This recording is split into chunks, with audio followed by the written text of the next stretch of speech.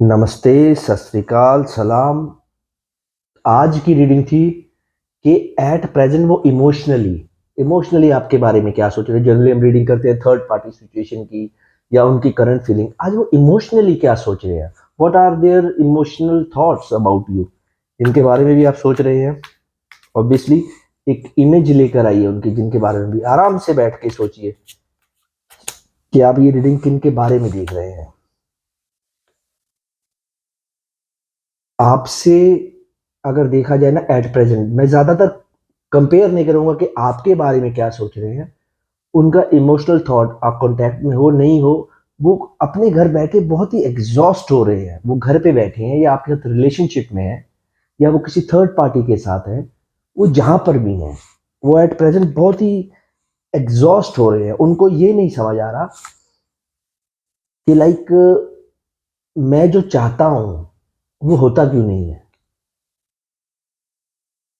वो अपनी inner voice को, जैसे होता है ना आदमी अपनी इनर वॉइस को सुन रहा है, और वो सुनने के बाद वो बड़ा एग्जॉस्ट हो रहा है कि यार जो मैं चाहता हूँ ऐसा आदमी फ्रस्ट्रेट नहीं हो जाता जैसे। तो एट प्रेजेंट उनकी इमोशनल जो थॉट्स है ना, क्योंकि वो बहुत, I am not saying that कि आप ही बड़े पॉलिटिक्स आपने जैसे उनके साथ की हो सकता है। टू बी वेरी क्लियर, मतलब मैं काफी ना क्लियर बात ही करता हूँ, तो आई थिंक हो सकता है आपने पॉलिटिक्स किया उनके साथ, या वो जहां पर भी इस वक्त एट प्रेजेंट मौजूद है वहां पे उनके साथ बहुत पॉलिटिक्स हो रही है। एक सेकंड चीज इसकी और मैं बताना चाहूंगा कि उनकी सेहत में बहुत फर्क पड़ रहा है। इस चीज से फर्क पड़ रहा है इन द सेंस कि उनके शरीर पे बहुत भार पड़ रहा है इस चीज का।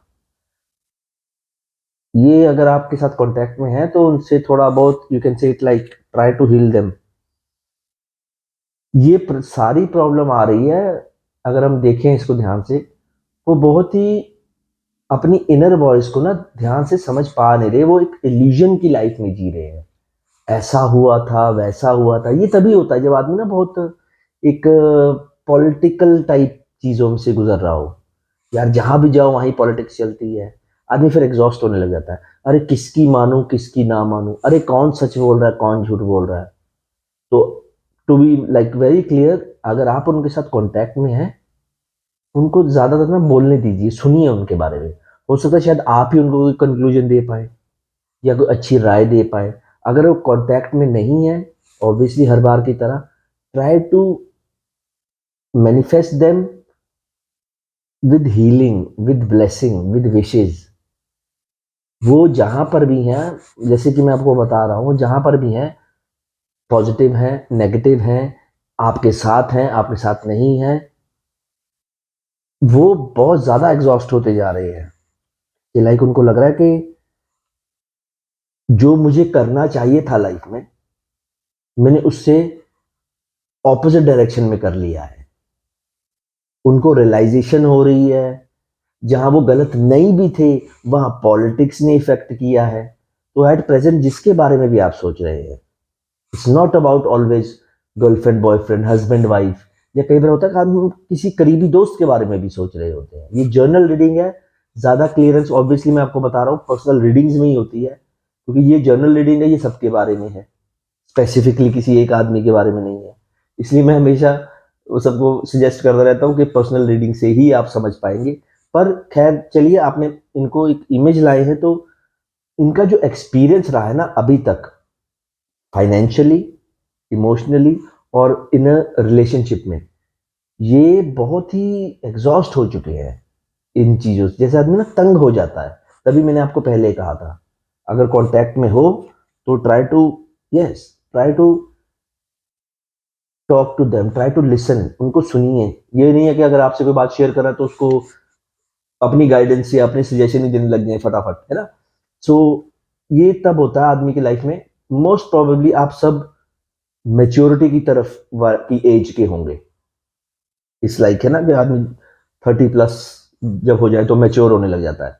ये इस एज की रीडिंग ज्यादातर मुझे लग रही है, क्योंकि ये जो एक्सपीरियंस है ना, क्योंकि ये कार्ड मैंने इसलिए निकाला था कि मैं ये देखना चाहता था कि आप उनको बेस्ट सजेशन बेस्ट गाइडेंस क्या दे सकते हैं उनको।